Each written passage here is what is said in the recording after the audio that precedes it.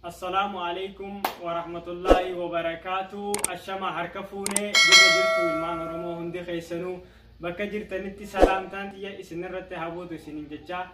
أكمل نجي خيسني نمجر تاني بكجراتن هندي خيسنو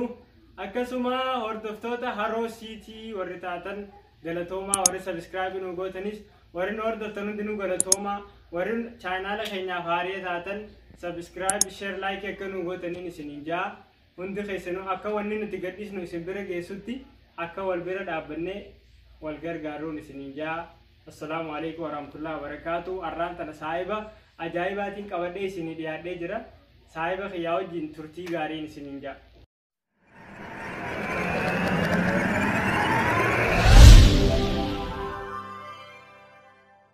عليكا كيسا بدا فمني رحمة كيسا رب منو كنه يا خسارة كينيا يوتين فيدمني تولني نو كنه رحمة ساتيني أكسم أكونو سايبني خياس سايبني كبدي سنيدي هذي وجين ترتي غارين سنينجا. السلام عليكم ورحمة الله وبركاته. وعليكم السلام ورحمة الله وبركاته. أكس جا أمك أخي يكونوا نيم بيها سايب خياسي وبريس خياسي warra ollaati wajjin guddanne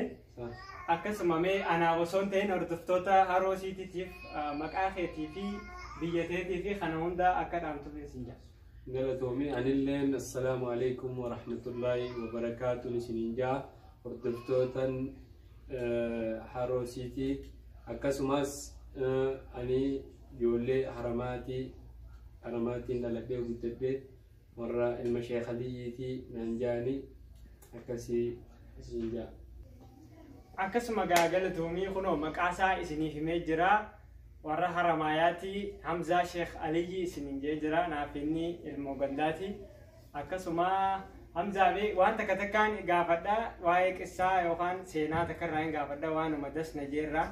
Akkasuma irra isaa wajjii waa'ee naasoo fadhuuf akka isaa wajjiin turtii gaarii hanga xumuraatti nu hordofaan isininjaa. Mee Hamzaa keenya biyya Saudi Arabia ana keessallee turte jaanii biyya Arabaa tana jechuudha. Mee maaltu si qunnamee waan haarii yookaan maal argitame durirraa kaasee hanga ammaatti? Ani akkasumatti burqaa ani biyya Arabaa keessa Yamanillee ture Suudillee taa'e wanni bas akka malee na ajaa'ibsiisu na gurbaa tokko namni waan gaarii hojjenne wanni gaariin isa mudattu gurbaan Suudiidha akkanumatti uduma deeme mana ifiin qabu kulfii mana keessa dhiise sanii fi jaartiinis wal mufannaa qaba. Jaartii ulaa irraa banuu didde sanii mana gubbaatiin koree mana birraa banuu fadhe hanganuma poolisiin itti dhufte. Poolisiin gisee itti dhuftee isa mana gubbaa koru agarte achirraa boojaanii nati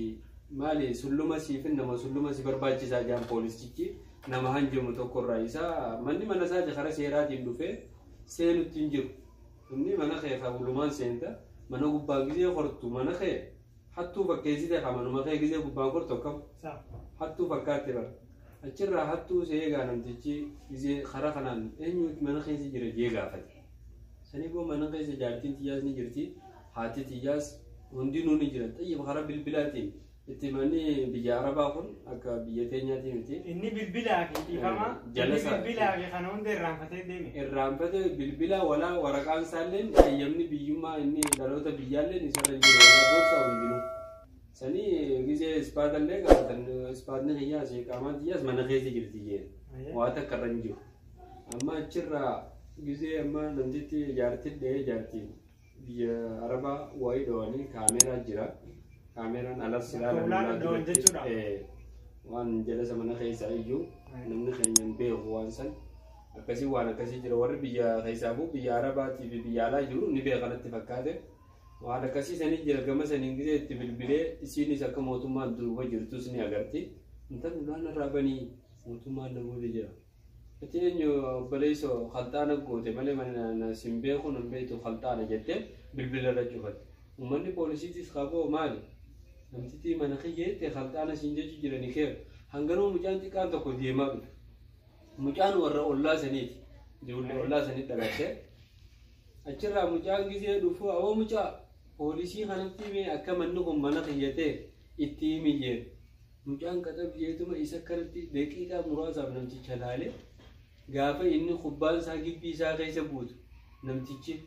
mucaan xiqqaan akkami umriin isaa hangam takka waanuma waggaa 7 waggaa 8 fi laakii waggaa 10 uumaa ibarati mucaan xiqqaadha waggaa 10 akkana guyyaa tokko sandura kubbaan isaa gibbii keessa buute mucaan gibbii sana keessa kubbaa fudhachuu jiru kubba wajjin kubbaa gibbii kubbaatu gibbii ta'e keessa bu'e kubbaatu yanaa kan ni jee kubbaan tun teeti waan ittiin afuufattuu ni qabda eenii qaba akkanatti afuufadhu jeetii ableen dhoose mucaa kubbaa diddiree uuree ableen dhoose sani mucaan sayyaadate laalaa hin beeku jeen poolisicha namtichuma kanaa wartee hin beeku achirraa mucaan kuti aare manninis mucaan kun ni beeka ollaadhaa mana kiyyan beeku jee aare if keessa jechuudha amma deebi'eeti namjaasii guddaan tokko ollaa oduu waa bitatee deemu aboo adooroo manni kun akka kiyyatee mee mootummaa kanatti himi jeen achirraa aboo namticha bilbee namtichaan manni yaadate kunis jaarsi amma dura gisee inni makiinaa isaa ulaa isaa dura dhaab goommaa duraa dhoose sanii goommaa kiyyamaa dhoose jennaan mana kiyya dura maa dhaabde goommaa tokkichaan sii dhoose san dhiise alhamdulillah numaa galatoonfadhu tokkoon sii dhoose sila afuranuu siifin dhodhoosaa jee dhiifama asirratti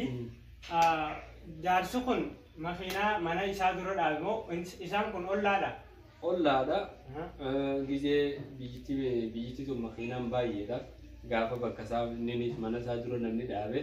inni hin dhoosne inninis akkuma namni mana isaa kan dura dhaabetti namticha mana san dura geessee makii bakka qullaa waan ta'eef dhaabbate inninis gabbee maaliif mana kiyya dura dhaaba namtichattis bilbilee kaasiis hin jenne inni goommuma dhoose abbaan gisee dhufee ilaalu goommaan dhawa awwamaa goommaan duraa dhoosta bilbilteen ayyaamtu makiinaa mana kiyya dura niin kaasa awwaa goommaa sii miti warra haaraa kana guutuu yoo mana kiyya dura dhaaban niin dhoosa jee numaa shukrii galfadhu kaniin tokko sii dhoose afuran siin dhoosin amma namtichinis sanqaxab jeeti poolisichaadha awwaan kana namticha hin beeku takkaatu argee dhaloota isaatu hin beeku mana galuuf himaarra hin beeku dhiifama gaafa sanii isa yaadate sila amma inni